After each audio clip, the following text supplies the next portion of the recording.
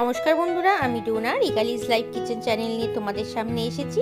আজকে তোমাদের সাথে পাটিসাপটার রেসিপিটা শেয়ার করব। শীতকালে সব বাড়িতেই তো বিভিন্ন টাইপের পিঠে পায়েস সমস্ত কিছু হয়ে থাকে, আমাদের বাড়িতেও কিন্তু হচ্ছে। এটা কিন্তু নর্মাল রেসিপি। এই রেসিপিটা শেয়ার করছি কারণ এই পাটিসাপটাটা আজকে কিন্তু আমার মা তৈরি করছে। চলো তাহলে রান্নাঘরে গিয়ে ঝটপট রেসিপিটা একটু দেখে নাও। পাটিসাপটার ভেতরে পুর হিসেবে আমরা কিন্তু ক্ষীর দেব, তাই খোয়া ক্ষীরটাকে দুধের সাথে ভালো করে জাল দিয়ে এটাকে কিন্তু ঘন করে তৈরি করে নিতে হবে। চলো তাহলে ক্ষীরটা তৈরি করে নিই, তারপরে আবার ফেরত আসছি। দেখো, মায়ের কিন্তু ক্ষীর তৈরি করা হয়ে গেছে। এইরকম ঘন হয়ে যাবে যখন, তখন কিন্তু বোঝা যাবে যে ক্ষীরটা একদমই রেডি পাটিসাপটার জন্য। আমার মা কিন্তু বাজারের চালের গুঁড়ো দিয়ে বিভিন্ন টাইপের পিঠে বানায় না, বাড়িতেই কিন্তু তৈরি করে নেয়। তাই চালটা ভিজিয়ে রেখেছিল, এখন চালটাকে কিন্তু মিক্সির মধ্যে দিয়ে একটা মিহি পেস্ট তৈরি করে নেবে।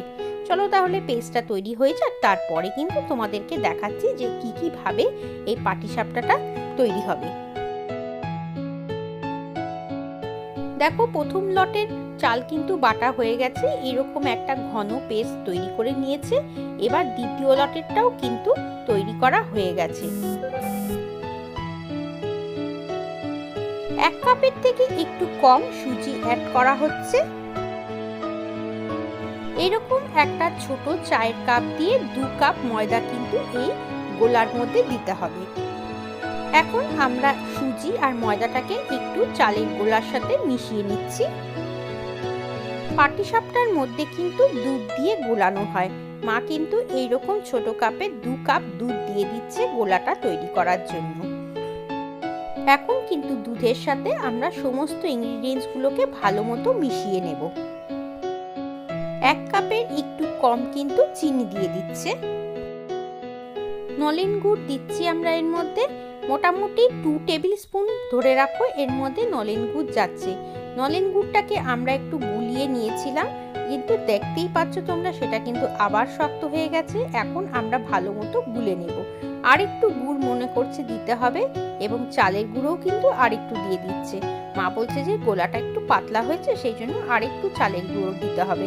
আর চালের গুঁড়োটা দেওয়ার সময় কিন্তু অবশ্যই ছাঁকনি দিয়ে এরকম করে ছেঁকে দিতে হবে। এই গোলাটার জন্য পরে কিন্তু আরো 4 টেবিল স্পুনের মতো শুকনো চালের গুঁড়ো দিচ্ছে। এই চালের গুঁড়োটাও কিন্তু ঘরেই তৈরি করা আমাদের। এখন আমরা কিন্তু ভালো মতো সবকিছুকে মিশিয়ে নেব। দেখো, মোটামুটি মিশানো হয়ে গেছে। এটাকে কিন্তু আমরা 30 মিনিট এইভাবেই রেখে দেব। তারপরে লাস্টে কিন্তু একটু বেটার দিয়ে ভালো মতো বিট করে তারপরে পাটিসাপটা তৈরি করব।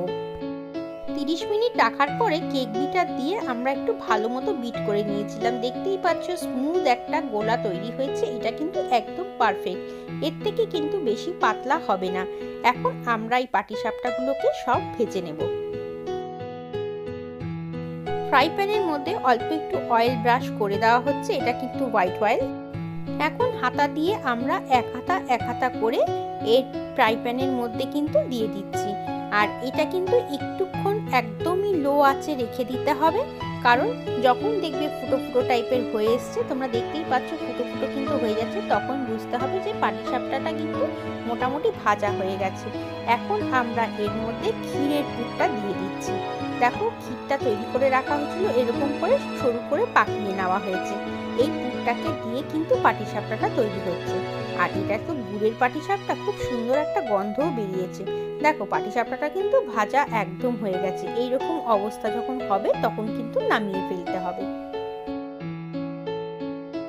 দেখো, আরেকটা তৈরি করে দেখিয়ে দেওয়া হচ্ছে তোমাদেরকে। 1 হাতা গোলা কিন্তু আমরা আবার ফ্রাই প্যানে দিয়ে দিয়েছি। ওটা মোটামুটি হয়ে গেছে যখন বুঝতে পারলাম, তখনই কিন্তু ওর মধ্যে ক্ষীরের পুরটা দিয়ে দেওয়া হলো। এইভাবে নাড়াচাড়া করে আমরা কিন্তু এটাকে এবার তুলে ফেলবো। এর থেকে বেশি করা হলে কিন্তু ভালো লাগে না। চলো তাহলে আমরা এইভাবে সমস্ত পাটিসাপটাগুলো তৈরি করে নিই, তারপরে আমি তোমাদের সামনে আবার ফেরত আসছি। আর দেখতেই পাচ্ছ পাটিসাপটাগুলো বেশ সুন্দর কিন্তু উঠে আসছে, যেহেতু এটা ননস্টিকের ফ্রাই প্যান। আর যদি লোহার হয় তাতেও কিন্তু সমানভাবে সুন্দর করে উঠে যাবে। দেখো, দেখেই কিন্তু লোভ হচ্ছে, তাই তো? তাহলে কিন্তু রেসিপিটা ফলো করে চটপট বানিয়ে ফেলতে হবে। আর আর শীতকালে এরকম গরম গরম পাটিসাপটা খেতে কিন্তু কোনো বাঙালি পছন্দ করে না এরকম মনে হয় পাওয়া যাবে না। আর যে কোনো টাইপের পিঠেই কিন্তু বাঙালির কাছে ভীষণই প্রিয়। চলো তাহলে এবার আমরা তুলে ফেলি প্যান থেকে। এই দেখো মায়ের কিন্তু সমস্ত পাটিসাপটাগুলো তৈরি করা হয়ে গেছে। তোমাদের কেমন লাগলো মার রেসিপিটা? যদি ভালো লাগে তাহলে কিন্তু অবশ্যই লাইক কমেন্ট শেয়ার করো। আর যদি নতুন বন্ধু হয়ে থাকো তাহলে কিন্তু চ্যানেলটাকে সাবস্ক্রাইব করে নিও। রেসিপিটা তোমাদের ভালো লেগেছে এই আশা নিয়েই কিন্তু আজকের ভিডিওটা আমি শেষ করছি। আবার দেখা হবে নতুন কোনো রেসিপি নিয়ে। ততক্ষণ তোমরা সবাই ভালো থেকো এবং সবাইকে টাটা।